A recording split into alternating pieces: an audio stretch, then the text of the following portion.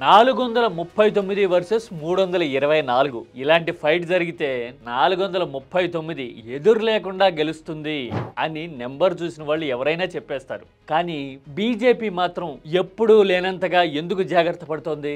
దేశవ్యాప్తంగా ఉపరాష్ట్రపతి ఎన్నిక మీద ఎందుకు ఇంత చర్చ జరుగుతోంది? ఏ పార్టీ ఎటువైపు చూస్తోంది, ఎటువైపు నుంచి క్రాస్ ఓటింగ్ జరిగే అవకాశం ఉంది అనే చర్చ జరగడానికి అసలు కారణం ఏంటి? దేశంలో రాజకీయం ఎంత డెలికేట్ గా మారుతుందా?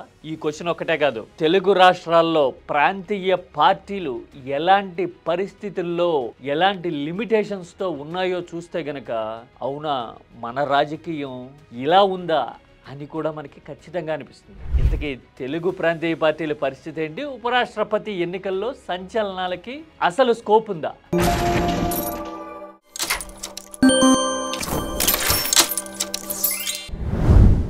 439 మంది సభ్యుల మద్దతు ఎన్డీఏ అభ్యర్థి రాధాకృష్ణన్కి పేపర్ మీద క్లియర్ కట్ గా కనబడుతోంది.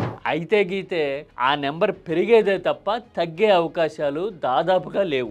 ఇంకో పక్కన ఇండియా కూటమి 324 సభ్యుల మద్దతుని కూడగట్టగలిగింది పేపర్ మీద. పైగా అల్టిమేట్ గా జస్టిస్ సుదర్శన్ రెడ్డి ఒక అస్త్రాన్ని కూడా ప్రయోగిస్తున్నారు. దేశం మీద, రాజ్యాంగం మీద ప్రేమ గౌరవం ఉంటే నాకు ఓటేయండి అని అడుగుతూ ఉన్నారు. ఇలా అడిగినా గానీ ప్రస్తుతం ఉన్న పరిస్థితుల్లో జనరల్ ఎలక్షన్స్ కి మరో 3.5 ఏళ్లు ఉన్న టైంలో పార్టీల వైపు నుంచి క్రాస్ ఓటింగ్ జరుగుతుందా అంటే దాదాపు జరగదనే చెప్పాలి. ఇక ఈ రెండు కూటముల మధ్య లేని ఎంపీలు 45 మందికి పైగా ఉన్నారు అని మన తెలుగు మీడియా చెప్తూ ఉన్నా కానీ ఓవరాల్ గా ఇంకా క్లారిటీ రావాల్సినవి కేవలం 18 ఎంపీ నెంబర్లు మాత్రమే.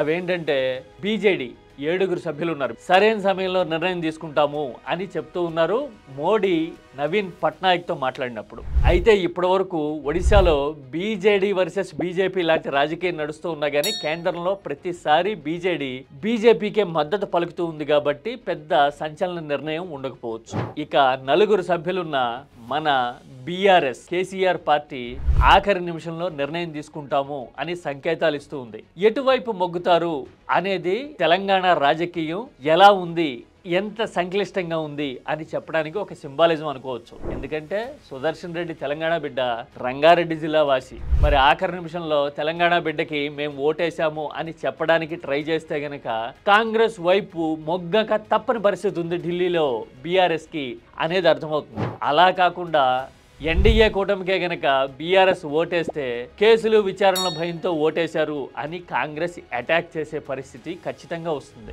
ఇలాంటి ట్రిక్కీ సిచ్యువేషన్ తెలంగాణలో ఉంటే 11 మంది ఎంపీలున్న వైఎస్ఆర్సీపీ బీజేపీకే ఎలాంటి అంబిగ్విటీ లేకుండా మద్దతు ప్రకటించేసింది. రాష్ట్రంలో ఎన్డీఏ కూటమి అధికారంలో ఉన్నా గానీ బీజేపీకి వైఎస్ఆర్సీపీ మద్దతు ప్రకటించటం ఏపీలో 2 ప్రాంతీయ పార్టీలు ఎలాంటి పరిస్థితుల్లో ఉంటాయి అని చెప్పడానికి లేటెస్ట్ ఉదాహరణ. 2019 తర్వాత కూడా అంతే. అప్పట్లో టీడీపీ విపక్షంగా ఉన్న ఎన్డీఏ కూటమిలో లేకపోయినా కూడా బీజేపీ అడగకపోయినా కూడా బిల్లులన్నిటిలోనూ బీజేపీకి మద్దతు ఇవ్వడాన్ని ఏపీ మొత్తం చూసింది. అంటే కేంద్రంలో అధికారంలో ఉన్న పార్టీని దాటి పోలేని సిచ్యువేషన్ ఏపీ పార్టీలకి క్లియర్ కట్ గా ఉంటే తెలంగాణలో ఒక జాతీయ పార్టీ అధికారంలో ఉంది కాబట్టి BRS is in a fix literally అని మనకి అర్థమవుతుంది. ఇక ఆ తర్వాత ఓట్లు గెలుపు ఓటముల సంగతి ఎలా ఉన్నా గానీ ఈసారి ఇండియా కూటమి 320కి పైగా ఓట్లు తెచ్చుకోవడం దాదాపు ఖాయంగా కనిపిస్తున్న టైంలో ఒకవేళ ఓడినా కూడా చాలా బలమైన పోటీ ఇచ్చి చరిత్ర సృష్టించినట్టు అవుతుంది. ఎందుకంటే ఉపరాష్ట్రపతి ఎన్నికల్లో ఓడిన వాళ్ళకి ఈ స్థాయిలో ఎప్పుడు 300కి పైగా ఓట్లు వచ్చుండ్లా.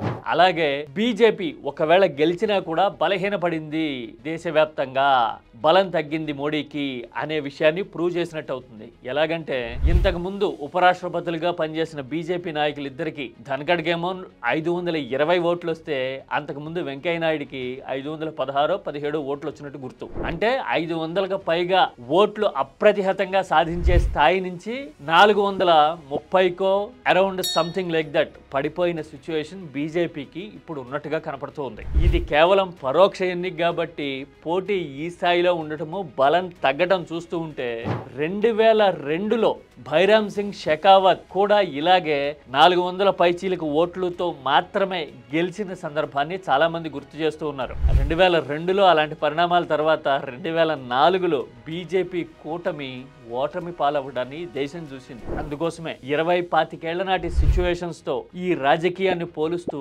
ఇప్పుడు ఉపరాష్ట్రపతి ఎన్నిక మీద చాలా లోతుగా చర్చ జరుగుతూ ఉంది.